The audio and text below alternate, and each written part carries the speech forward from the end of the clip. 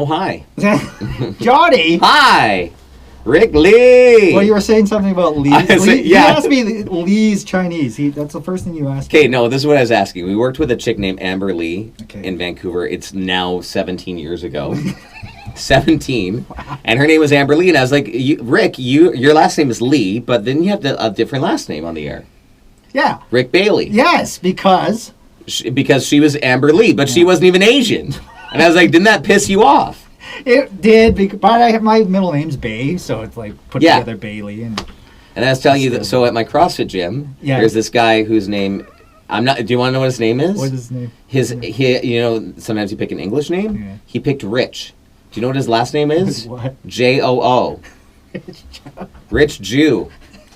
And I'm like, we were trying to explain it to him, but he's like predominantly speaks Korean. Okay. So I was like, I don't know how to tell you, like, Rich Jew is slightly offensive, but like he didn't pick it. He did anyway. So I was trying to speak to him one time. I looked up these like lyrics for a group called A-Pink. Okay. They're Korean, and then he was like, "You're saying it all wrong. I think you're speaking Chinese to me, and I'm Korean." I'm like, "Oh man, you can't win sometimes, especially here." I know. What game did you choose there, John? Super Mario Brothers 3. Everybody chose. Do we all pick this? Yeah, this is the one with the raccoon tail, right? Hold on, here we go. I haven't played this game. I'm not kidding. In about 20 years. 20 years. 25 years. Really? Just hit start. Start. Yeah. And where'd you get this from? Oh, China. Right, Lee. I keep forgetting. Okay, hit start. Okay, are you gonna play two? Oh, no, you can go. Okay, player one. Player one. I want to see how start. There you go. Ah! Did you know that this game? The rumor has it that it's supposed to be like a set, so everybody's gonna play. No way. You'll see, like the clouds have little dockets or whatever. How much do you love this music, by the way? Dun, dun, dun, dun, That's so good. And sometimes you go to like a glass of milk, and it would just be playing for like 10 minutes. Do you have a nickname, Jonny? Have you? A nickname like in life? Yeah, in life. Yeah. What was your? Or has that always been Jonny? In high school, it was Gay Boy. No. Yeah, a little bit. Really? Yeah, they were kind of mean to me, man. Don't worry, like, don't cry for me, Argentina. Life has been good to me. But yeah, it wasn't easy going to a Catholic high school.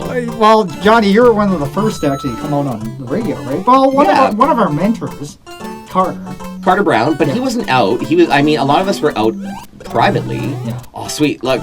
Yes, there's the raccoon tail. Yeah, Carter wasn't out. Yes, look at that. Oh. Ah. Sorry. Oh, so don't swear, right?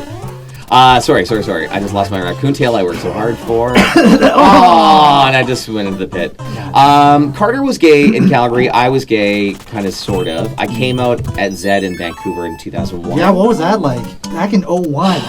It was kind of still tough. Like, everyone was kind of cool. I mean, it's Vancouver. Yeah. But, I don't know. I think, like, did you hear anything? You were part of the staff at the same time as me. I was surprised. You were surprised? I was. I told you. What? I think I was the first. Because Jonny and I, how did we meet anyways? We were together in Calgary. Back at Power 107. Power 107, which was a huge radio station. Oh, my goodness. That was probably the highlight of my career. It sounds weird because you'd think mornings, which has been very good to me. I keep losing my tail. Sorry, okay.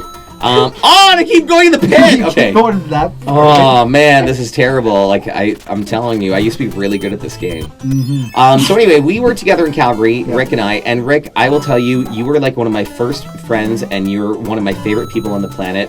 You still remain that because you were always so nice. Like anyone that's ever worked with Rick, I'm telling you, they will say the same thing. You were so beloved. I'm not kidding, Rick. You know this though, don't you? No. Do you feel it at least? Please tell me you at least feel it. Because I feel like people... Well, I was the one that thought that you weren't, gay. Well, that's just because you're sometimes a little bit dense. But you're cute. You're cute, Rick. No, like you were like so nice to me always, and I remember you would board op for me sometimes because I had to work... board op. Well, you were a really good board op too, but you were... I remember I used to work a Saturday shift, and you... used to board up for like 1 hour so I could go get Subway between that and a club gig. Do you remember that? It was on Saturday nights. Because I worked at 2 to 7 or something like that, or 2 to 8. Club 107. Club 107 at the Taz. But we worked together, and then you got a job in Vancouver, and then I followed you here. So you and I got to work together. We got to work together there too, which is just fantastic. And Rick, can I tell you like one of my favorite Rick stories? It's like kind of sad actually, but... Okay, go ahead. No, it's a good one. Okay. So... there were some changes that happened in Vancouver. You Yeah. had been here for about a year and a half, I think. Mm-hmm. And then, oh, sweet, wait. Oh, there it is. Grand You got to hit the... I got a star. There you go. If you get 3 stars, you get an extra life or something. That's perfect. They let you go. Yeah. And I remember you called me the morning that they let you go when I was sleeping. And I was like, Oh, that's hello? right. That was a great conversation. And you were like crying, and I was Yeah. like, and my heart was breaking for you because I actually like loved you. And I went in that day and I told our boss off, I'm like, you're a person. Jeez. I was like, Rickley is the best, and how dare you treat him like that? And then I got fired later for it. Probably because of you, Rick, because I stood up for you. I got fired. No, but I remember like just you were so vulnerable and sweet, and like you were so disappointed, and it broke my heart because you actually care so much. And that, I guess that comes with the industry now too. Like you gotta have a thick skin. Yes, you do. To be in this industry, Especially nowadays. Don't you find like nowadays you almost have to be a little bit more like. Sometimes I feel like you have to treat your career like it's a bad boyfriend. I read this article once. Okay. Where it's like just don't care that much, and they will just love you and eat you up almost. Really? Yeah.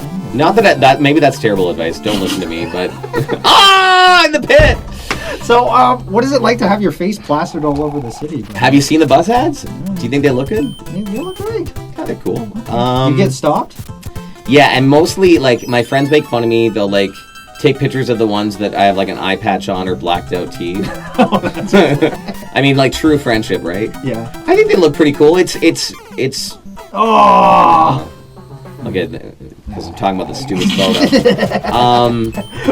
I don't know. Like, it's cool. It's actually really cool, and it's rare for those opportunities. So I'm just like enjoying it while I can. Now, here's a good question too. Oh, Johnny. I turned around and was supposed to go backwards, and anyway. The big difference of living back then when we were here in Vancouver before to now. To 2001 and to now. To now. Well, other than the obvious, I guess. Like, what's the biggest? Like, you must be having way more fun living here than back then, or well, I can. Different? Yeah, like I think I went out a lot more back then, right? I was 20 at the time, so I was like going to duck club, and plus I worked nights, so I mean like. But I found, it's weird. I was working evenings, and I found evenings a very lonely shift. So if you work the 6 p.m. to 11 or 10, your day is just different from everybody else's, and you don't make that much money, so you can't really like. Everyone's like, "Let's go for lunch." You're like, "I can't afford lunch." So. But now with morning. Oh, now I'm just like Joe Fortes every day. No. No, really. I think the industry's changed in the fact that people have a lot of choices, so we have to be really good at our skill set. And even if we are really good at our skill set, that doesn't guarantee our position, which is a little bit frustrating because a lot of jobs are performance-based, and ours isn't necessarily performance-based all the time. It could just be cuts in Toronto, so it makes you a little bit scared, but I don't want to operate my life scared, do you? No, you gotta operate like you have a raccoon tail. Like, but then sometimes you get burned, you lose your damn raccoon tail. I don't know. I would say that would be the biggest difference, that before you felt maybe a little more secure with what you were doing for a living. Yeah. I'm grateful for what I have, but I don't know. How do you feel? What's the biggest difference for you? Oh, what would be the biggest? Well, real estate. Oh. We were just talking. But you bought something. You own something. Yeah, but still, can you imagine if we bought back? Like, why didn't somebody back in 01 tell us, hey, you should buy now? Yeah, I'm a psychic wizard. You should buy, because we'd be living. Oh, totally. I remember a girlfriend of ours that worked at Zed. She was her name was Mandy, and she was in sales, and her husband bought a house in Kerrisdale. Oh, Jesus. Okay, and she bought for like $689. I'm like, $689,000 is so much. Why would you ever buy a house for that? Now it's probably worth like $9 million. Like, what were we thinking, Rick? We needed some financial stability and help from people that knew, but I mean, nobody can tell like in this market what's going to happen, right? That's true. That's true. And that's also what scares me. I don't like. First of all, I don't know if I want to buy in this market. Oh, sweet tail. No. Okay. Jesus. But it's crazy though, Johnny, that we 3 different cities, right? Yep. Calgary, Edmonton, and Vancouver. Yeah, you and I have been like, it's crazy how long we've been together, Rick. Like brethren, you know? Yeah, and I consider you like one of my radio brothers for sure, 100%. We grew up together doing this. Totally. It's pretty cool that, and can I tell you something too, Rick? I told my boyfriend this. Okay. Sweet, by the way, level 2, I get to go to the Spade, right? Spade. I told my boyfriend. I know, I'm like, remember this. Oh yeah, because Toad House comes after 3 or 4. But And then this. can you help me with this first before I tell you what I told my what's boyfriend? this? Okay, hang on.